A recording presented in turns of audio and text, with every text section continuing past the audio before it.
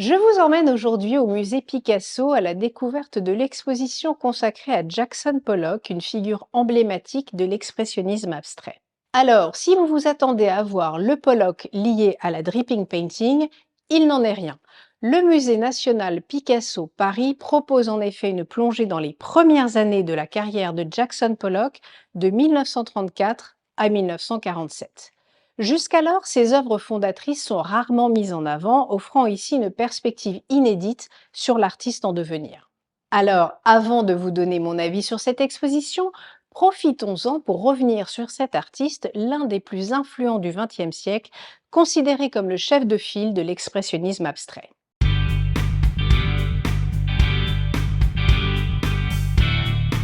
La démarche artistique de Pollock repose sur une approche viscérale et spontanée de la peinture, l'action painting.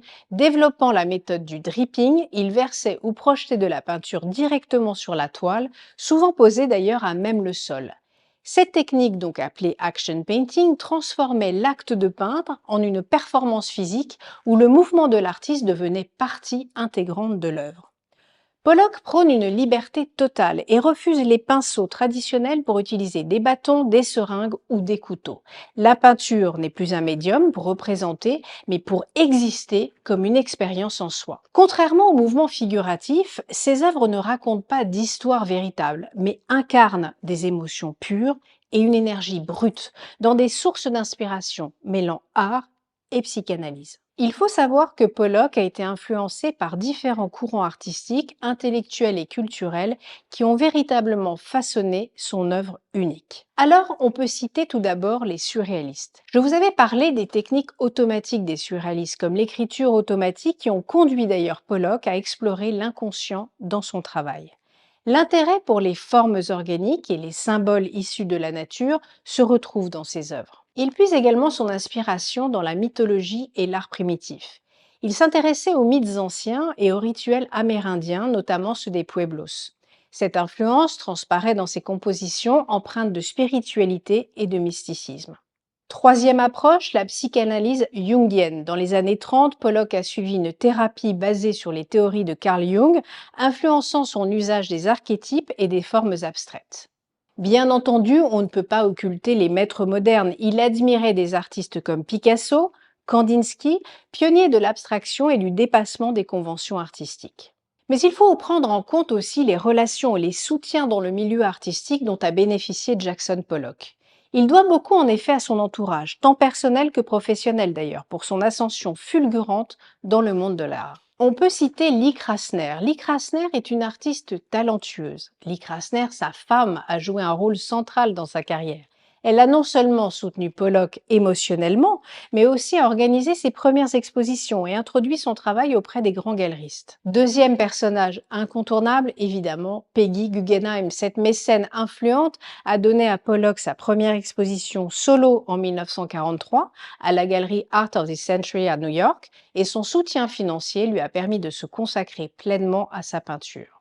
Dernier personnage que je citerai, Clément Greenberg, ce célèbre critique d'art qu'on ne présente plus, qui a été l'un des premiers à défendre Pollock, voyant en lui un génie capable de renouveler l'art abstrait. Le travail de Jackson Pollock a révolutionné la peinture contemporaine et redéfini le rôle de l'artiste. Pollock a en effet porté l'abstraction à un niveau jamais atteint en rompant avec les cadres traditionnels de la composition et en éliminant toute hiérarchie entre les parties d'une toile.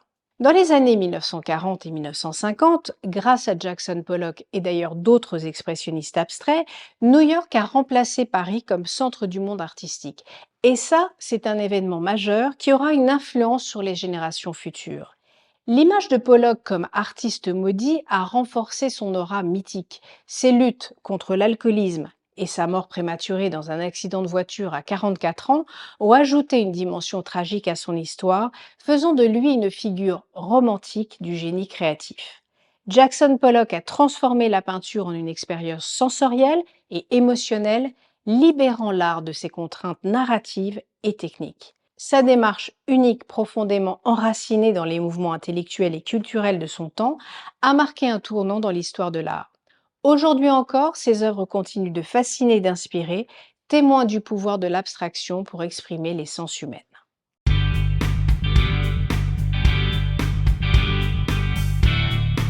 L'exposition présentée ici revient sur une période cruciale de la vie de Pollock marquée par des influences multiples et des expérimentations fébriles. Avant ses célèbres drippings, Pollock explore le régionalisme américain, s'imprégnant de l'œuvre des muralistes mexicains comme Diego Rivera et découvre les avant-gardes européennes, notamment l'art de Pablo Picasso. Alors, le parcours met en lumière le lien entre Pollock et Picasso, révélant comment le jeune artiste américain a puisé dans le cubisme et le surréalisme pour forger sa propre esthétique. Des thèmes récurrents comme la figure du Minotaure, chère à Picasso, apparaissent dans ses premières œuvres, témoignant d'une phase d'assimilation et de transformation des influences. L'exposition que vous verrez s'articule autour de plusieurs sections qui illustrent l'évolution artistique de Pollock. Tout d'abord, les influences fondatrices. Les visiteurs découvrent comment l'artiste, encore en quête de son style, a été marqué par des figures comme Thomas Hart Benton et André Masson, dont je vous ai parlé récemment, mais aussi par les arts amérindiens omniprésents dans son œuvre. Deuxième section, le geste et la matière. Cette section présente des toiles où la figuration côtoie une abstraction naissante, préfigurant les audaces gestuelles qui feront sa renommée mondiale.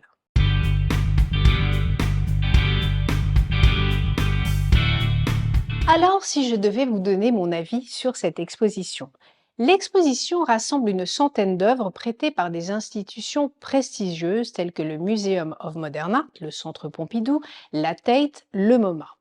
Parmi les pièces phares, des peintures figuratives, des gravures exceptionnelles et des sculptures illustrent la diversité des pratiques artistiques de Pollock.